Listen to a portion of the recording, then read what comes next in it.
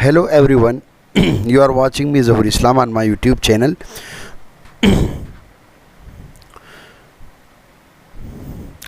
Today my lecture is about the descriptive research. As we have already talked about the basic research background, as the descriptive research is referred to the research that provide an accurate portrait of the characteristics of a particular individual, situation or group. In descriptive research, this is also known as statistical research. These studies are the means of discovering new meanings, describing what exists, and determining the frequency with which something occurs and categorizing information. In descriptive type of research, a researcher must be correlated with the particular individual. It may be situational or it may be in a group. That's why this type of research is also called statistical research. Descriptive means it attempts to describe and explain the condition of the present by using many subjects and questionnaires to fully describe a phenomena.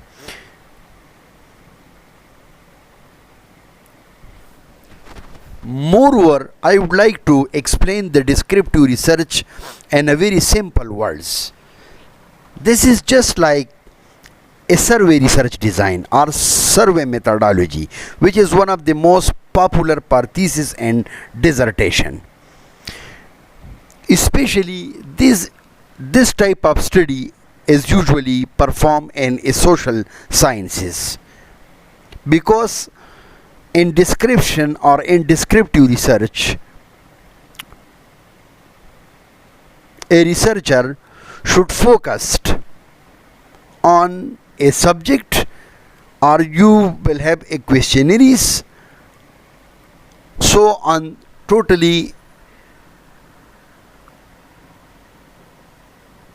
based on the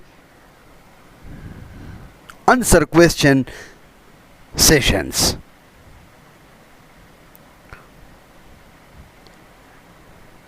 In short, descriptive research, it deals with everything which can be counted and studies, which has an effect of the lives of the people. So it deal, for example, finding the most frequent disease that affect the children of a town. This is a descriptive type of research. So in this research, you can see the most prominent words. One is disease. You will have to target the disease. And the second one is the children's. So in this descriptive research, the researcher is finding out the most common disease which can affect the children of the town. So the reader of the research will know what to do to prevent the disease. Thus, more people will live a healthy life. Case and field research design. Case and field research design is also called ethnographic research. In ethnographic research, it uses direct observation to give a complete snapshot of a case that is being studied. It is useful when not much is known about a phenomena, uses few subjects.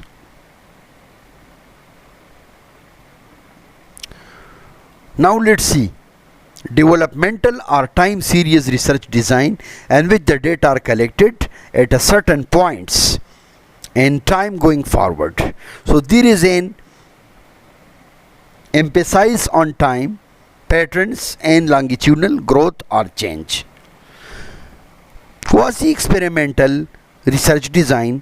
This research design is approximate the experimental design but doesn't have the control group. There is more error possible in the results.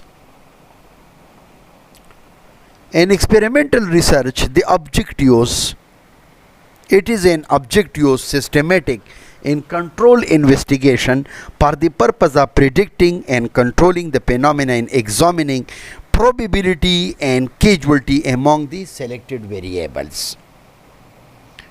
In experimental research design, this design is most appropriate in controlled setting such as laboratories.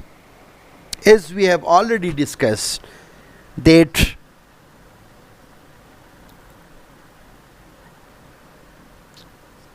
research, it may be experimental or non-experimental. So it depends on the condition, it depends on your title selection, it depends on your research study design.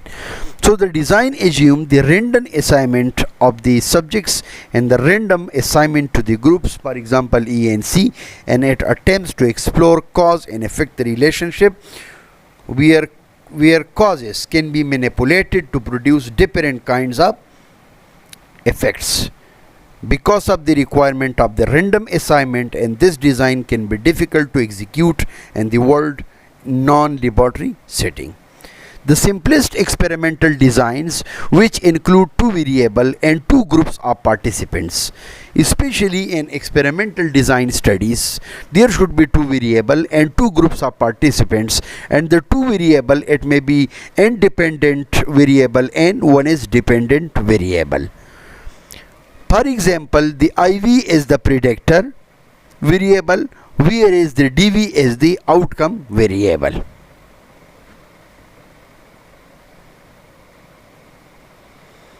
Researchers manipulate and control the IV to study its effect on the DV. The two groups of participants, one is control group and the second one is experimental group. Or in simple word, this one is sample and this one is the experimental group. Before beginning or before starting the experiment, the researchers randomly assign his or her sample to two different groups, the control group and the experimental. So treatment group or clinical group. The control group receive, this is called control group. The control group receives no manipulation of the IV, no treatment. Mean this one is sample. Whereas the experimental group receive the manipulation of the IV. So this is the main difference. So in this type of research studies, you will have to select two group. One is control and the second one is experimental. So the control one group will not receive no manipulation of the IV, no treatment, where the experimental group will receive the manipulation of IV. Then you will check the result after doing certain clinical trials on it.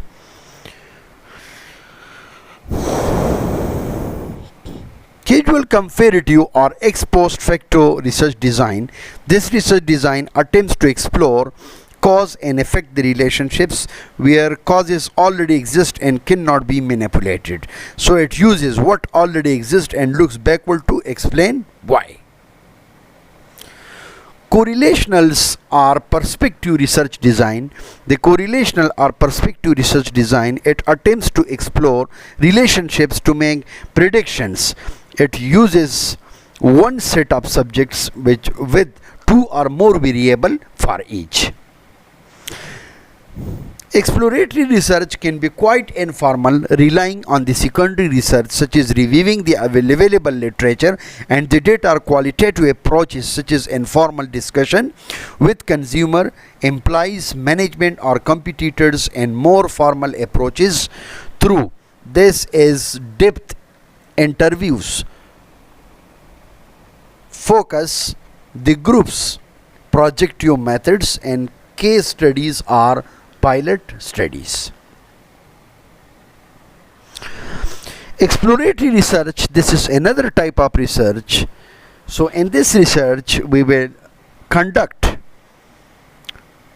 so we are going to conduct this kind of research for a particulars, for a problem that has not been clearly defined. So exploratory research, it helps determine the best research design data collection method, and selection of the subject. This is exploratory. The result of exploratory research are not usually useful for decisions making by themselves, but they can provide significant insight into a given situation. Another one is phenomenological research. So in this kind of research, an inductive, the descriptive research approach developed from phenomenological philosophy. Its aim is to describe experience as it is actually lived by a person. Phenomenology, it is concerned with the study of experience from the perspective of the individual, bracketing taking for granted assumption and usual ways of perceivings. They are based in a paradigm of the personal knowledge and subjectivity, and emphasizes the importance of the personal perspective and interpretations. As such, they are powerful for understanding subjective experience, gaining insights into people motivation and actions, and cutting through the clutter of taken for granted assumption and conventional wisdoms. Purpose of research means to explore, to describe and explain.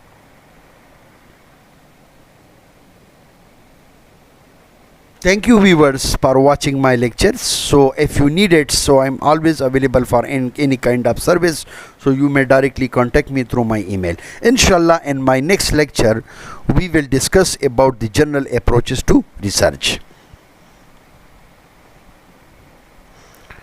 Thank you so much for watching my lectures.